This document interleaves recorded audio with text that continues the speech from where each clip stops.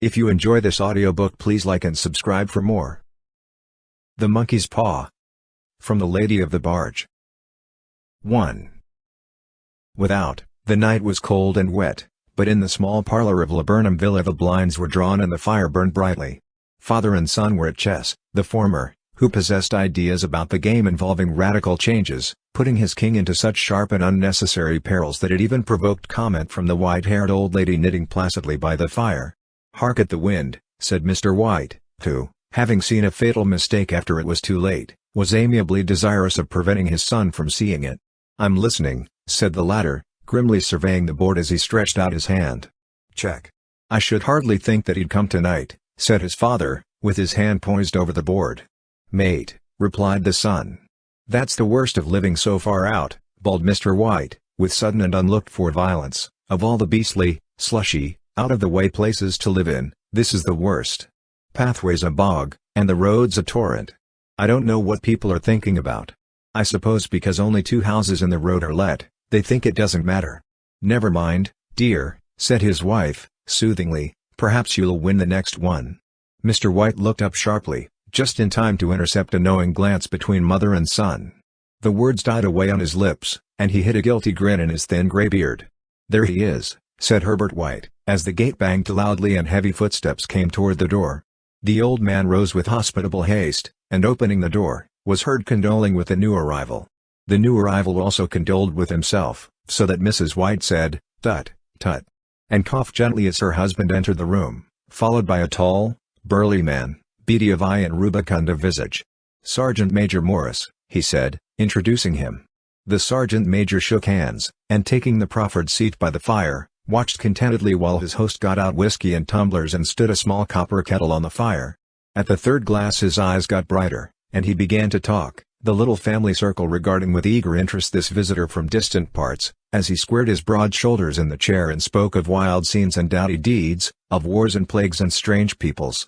21 years of it," said Mr. White, nodding at his wife and son. "When he went away he was a slip of a youth in the warehouse. Now look at him. He don't look to have taken much harm," said Mrs. White, politely. "I'd like to go to India myself," said the old man, "just to look round a bit, you know." "Better where you are," said the sergeant major, shaking his head. He put down the empty glass, and sighing softly, shook it again.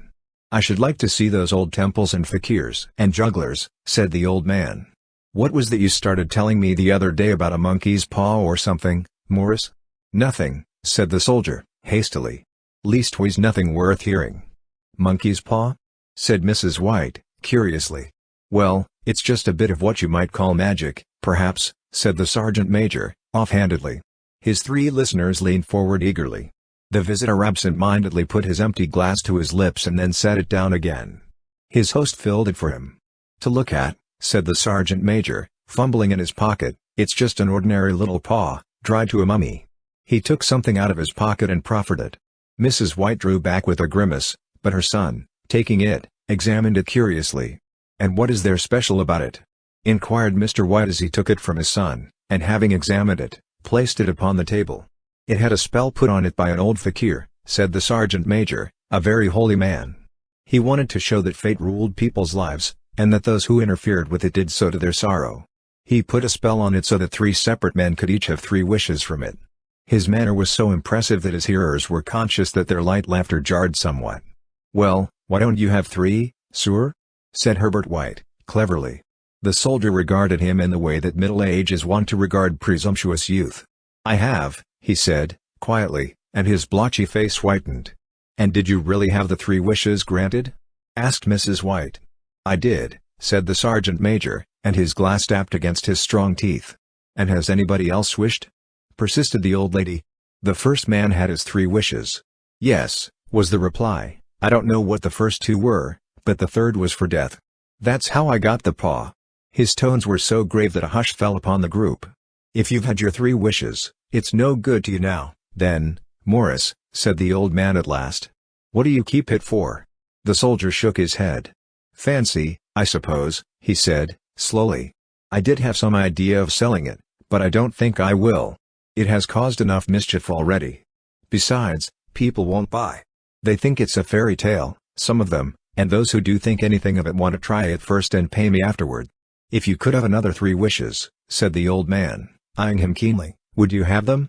I don't know, said the other. I don't know. He took the paw, and dangling it between his forefinger and thumb, suddenly threw it upon the fire. White, with a slight cry, stooped down and snatched it off. Better let it burn, said the soldier, solemnly. If you don't want it, Morris, said the other, give it to me. I won't, said his friend, doggedly. I threw it on the fire. If you keep it, don't blame me for what happens. Pitch it on the fire again like a sensible man. The other shook his head and examined his new possession closely. How do you do it? He inquired. Hold it up in your right hand and wish aloud, said the sergeant major, but I warn you of the consequences. Sounds like the Arabian Nights, said Mrs. White, as she rose and began to set the supper. Don't you think you might wish for 4 pairs of hands for me? Her husband drew the talisman from pocket, and then all 3 burst into laughter as the sergeant major, with a look of alarm on his face, caught him by the arm. If you must wish, he said, gruffly, wish for something sensible. Mr. White dropped it back in his pocket, and placing chairs, motioned his friend to the table. In the business of supper the talisman was partly forgotten, and afterward the 3 sat listening in an enthralled fashion to a second installment of the soldier's adventures in India. If the tale about the monkey's paw is not more truthful than those he has been telling us, said Herbert, as the door closed behind their guest, just in time for him to catch the last train, we shan't make much out of it. Did you give him anything for it, father? Inquired Mrs. White, regarding her husband closely. A trifle, said he, coloring slightly. He didn't want it, but I made him take it. And he pressed me again to throw it away. Likely, said Herbert, with pretended horror. Why, we're going to be rich, and famous and happy. Wish to be an emperor, father, to begin with, then you can't be handpicked. He darted round the table, pursued by the maligned Mrs. White armed with an antimacassar. Mr. White took the paw from his pocket and eyed it dubiously. I don't know what to wish for, and that's a fact, he said, slowly. It seems to me I've got all I want. If you only cleared the house, you'd be quite happy, wouldn't you? Said Herbert, with his hand on his shoulder. Well, wish for £200, then, that'll just do it. His father, smiling shamefacedly at his own credulity, held up the talisman, as his son, with a solemn face, somewhat marred by a wink at his mother, sat down at the piano and struck a few impressive chords. I wish for £200, said the old man distinctly. A fine crash from the piano greeted the words, interrupted by a shuddering cry from the old man. His wife and son ran toward him. It moved, he cried, with a glance of disgust at the object as it lay on the floor. As I wished, it twisted in my hand like a snake. Well, I don't see the money, said his son as he picked it up and placed it on the table, and I bet I never shall. It must have been your fancy, father, said his wife, regarding him anxiously. He shook his head. Never mind, though, there's no harm done, but it gave me a shock all the same. They sat down by the fire again while the 2 men finished their pipes. Outside, the wind was higher than ever, and the old man started nervously at the sound of a door banging upstairs. A silence unusual and depressing settled upon all 3, which lasted until the old couple rose to retire for the night.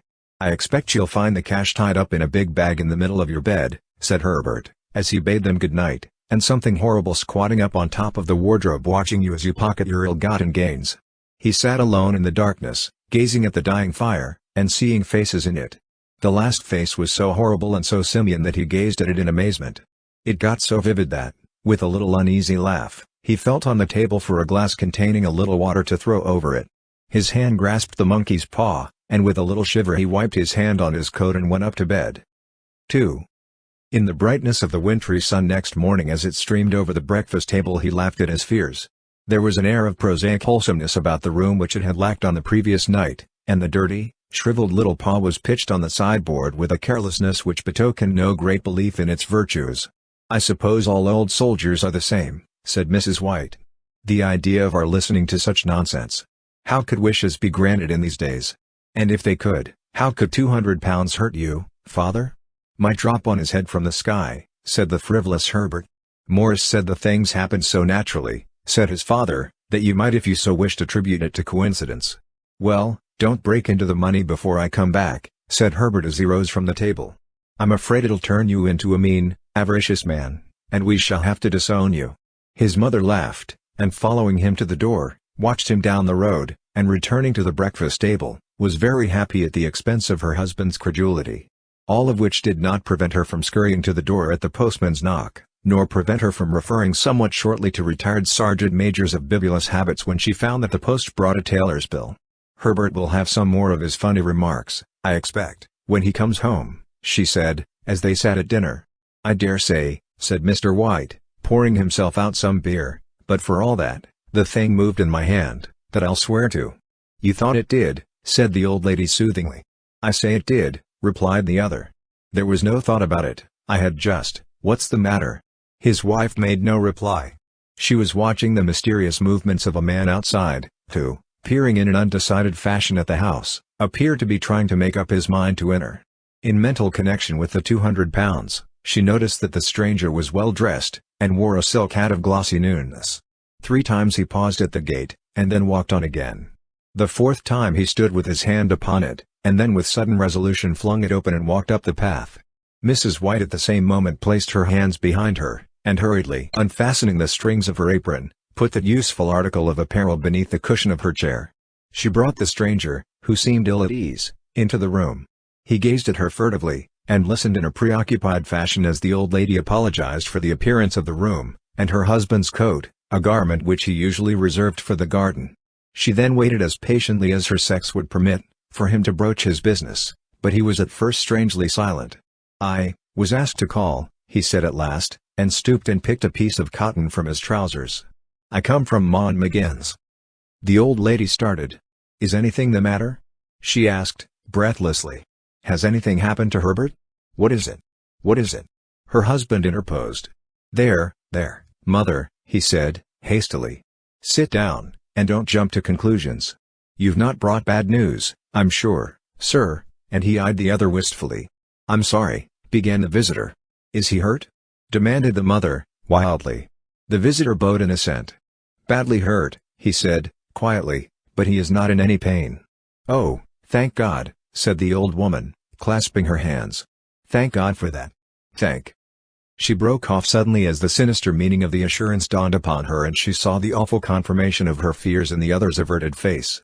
She caught her breath, and turning to her slower-witted husband, laid her trembling old hand upon his. There was a long silence. "He was caught in the machinery," said the visitor at length in a low voice. "Caught in the machinery," repeated Mr. White, in a dazed fashion. "Yes." He sat staring blankly out at the window, and taking his wife's hand between his own, pressed it as he had been wont to do in their old courting days nearly 40 years before. "He was the only one left to us," he said, turning gently to the visitor. "It is hard." The other coughed, and rising, walked slowly to the window. "The firm wished me to convey their sincere sympathy with you in your great loss," he said, without looking round. "I beg that you will understand I am only their servant and merely obeying orders." There was no reply. The old woman's face was white, her eyes staring, and her breath inaudible. On the husband's face was a look such as his friend the sergeant might have carried into his first action. "I was to say that Ma & McGinn's disclaim all responsibility," continued the other. "They admit no liability at all, but in consideration of your son's services, they wish to present you with a certain sum as compensation." Mr. White dropped his wife's hand, and rising to his feet, gazed with a look of horror at his visitor. His dry lips shaped the words, "How much?" £200, was the answer. Unconscious of his wife's shriek, the old man smiled faintly, put out his hands like a sightless man, and dropped, a senseless heap, to the floor. 3. In the huge new cemetery, some 2 miles distant, the old people buried their dead, and came back to a house steeped in shadow and silence. It was all over so quickly that at first they could hardly realize it, and remained in a state of expectation as though of something else to happen, something else which was to lighten this load, too heavy for old hearts to bear. But the days passed, and expectation gave place to resignation, the hopeless resignation of the old, sometimes miscalled, apathy. Sometimes they hardly exchanged a word, for now they had nothing to talk about, and their days were long to weariness. It was about a week after that the old man, waking suddenly in the night, stretched out his hand and found himself alone. The room was in darkness, and the sound of subdued weeping came from the window. He raised himself in bed and listened. "Come back," he said, tenderly. "You'll be cold." "It is colder for my son," said the old woman, and wept afresh. The sound of her sobs died away on his ears. The bed was warm, and his eyes heavy with sleep. He dozed fitfully, and then slept until a sudden wild cry from his wife awoke him with a start. "The paw," she cried wildly. "The monkey's paw." He started up in alarm. "Where? Where is it? What's the matter?" She came stumbling across the room toward him. "I want it," she said, quietly. "You've not destroyed it?" "It's in the parlor, on the bracket," he replied, marveling. "Why?" She cried and laughed together, and bending over, kissed his cheek. "I only just thought of it," she said, hysterically. "Why didn't I think of it before?" "Why didn't you think of it?" "Think of what?" he questioned. "The other 2 wishes," she replied, rapidly. "We've only had one. Was not that enough?" he demanded, fiercely. "No," she cried, triumphantly, "we'll have one more. Go down and get it quickly, and wish our boy alive again." The man sat up in bed and flung the bedclothes from his quaking limbs. "Good God, you are mad," he cried, aghast. "Get it," she panted, "get it quickly, and wish, oh, my boy, my boy." Her husband struck a match and lit the candle. "Get back to bed," he said, unsteadily. "You don't know what you are saying." "We had the first wish granted," said the old woman, feverishly, "why not the second?" "A coincidence," stammered the old man. "Go and get it and wish," cried his wife, quivering with excitement. The old man turned and regarded her, and his voice shook. "He has been dead 10 days, and besides I would not tell you else, but, I could only recognize him by his clothing. If he was too terrible for you to see then, how now?" "Bring him back," cried the old woman, and dragged him toward the door. "Do you think I fear the child I have nursed?" He went down in the darkness, and felt his way to the parlor, and then to the mantelpiece.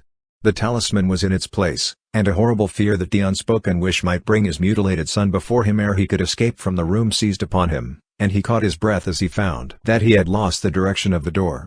His brow cold with sweat, he felt his way round the table, and groped along the wall until he found himself in the small passage with the unwholesome thing in his hand. Even his wife's face seemed changed as he entered the room. It was white and expectant, and to his fears seemed to have an unnatural look upon it. He was afraid of her.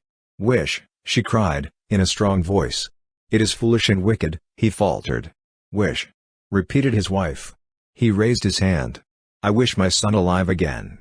The talisman fell to the floor, and he regarded it fearfully.